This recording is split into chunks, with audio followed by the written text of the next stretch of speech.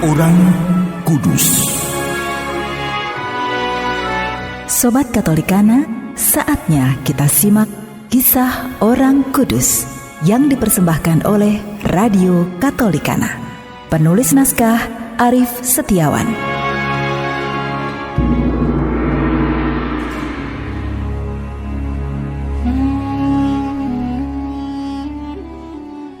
Saudara-saudari, hari ini kita akan mengikuti kisah Beato Crispinus dari Viterbo.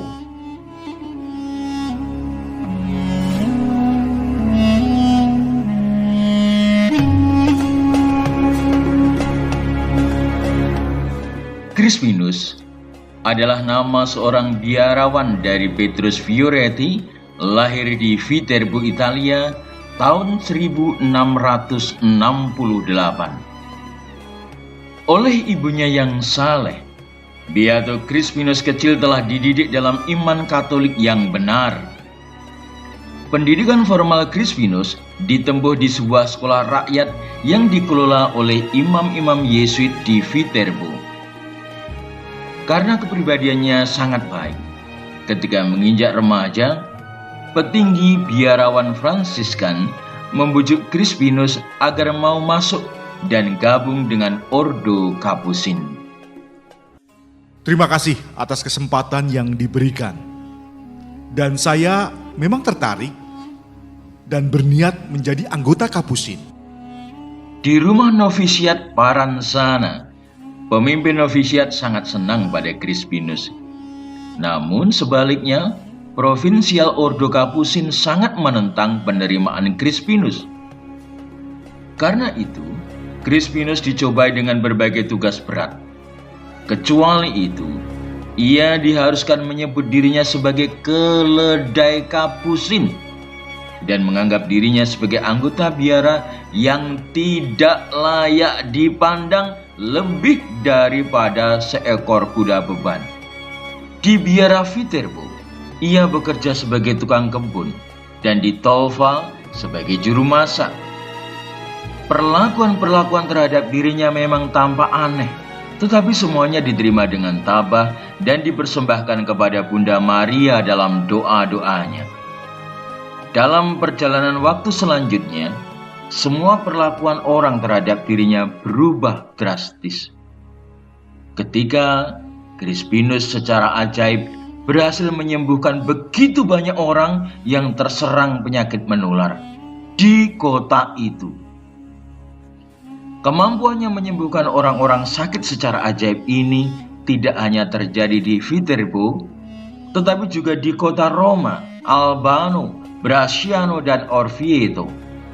Masa-masa terakhir hidupnya dihabiskan di Roma. Di sana ia dikenal luas oleh umat karena ramalan-ramalannya, mukjizat penggandaan roti yang dilakukannya, dan kebijaksanaan hidupnya. Ia meninggal dengan tenang pada tanggal 19 Mei 1750 dalam usia 82 tahun. Pada tahun 1806, ia dinyatakan secara resmi sebagai Beato. Relikwinya tersimpan abadi di bawah altar gereja Santa Maria Tak Bernoda di Roma. Hingga sekarang, orang-orang Roma memberikan penghormatan dan kebaktian khusus kepada Beato Crispinus dari Viterbo.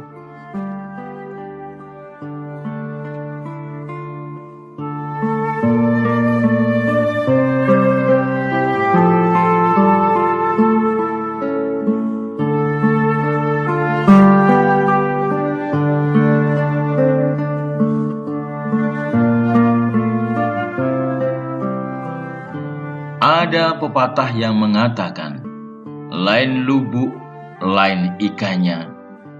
Ungkapan ini menyatakan agar kita jangan menyamaratakan kebiasaan-kebiasaan yang ada di semua tempat dan keadaan. Yohanes dan orang Farisi berbeda dengan Yesus. Kebiasaan para murid Yohanes dan orang-orang Farisi berpuasa tidak bisa begitu saja harus diikuti oleh para murid Yesus. Injil hari ini menyatakan bahwa berpuasa itu bukanlah berdasar pada suatu kebiasaan ataupun aturan turun-menurun. Berpuasa itu berasal dari hati dan terlebih melihat situasi kebutuhan yang ada. Dengan demikian tujuan dari berpuasa semakin terarah, yakni melatih manusia untuk menempatkan diri pada posisinya, hidup seimbang, dan menghargai nilai-nilai yang menjunjung kemanusiaan melebihi aturan kaku dari cara berpuasa. Kita pun dituntut untuk berpuasa. Hendaknya puasa yang kita lakukan bukan menjadi penghalang bagi kita dalam mencinta, akan tetapi semakin mendekatkan kita pada Tuhan lewat menghargai serta tetap hormat akan kebutuhan yang ada.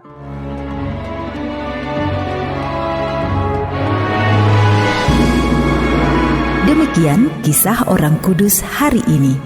Kisah orang kudus dapat Anda simak di Radio Katolikana setiap hari pukul 12 waktu Indonesia Barat dan pukul 19 waktu Indonesia Barat. Sampai jumpa di kisah orang kudus selanjutnya.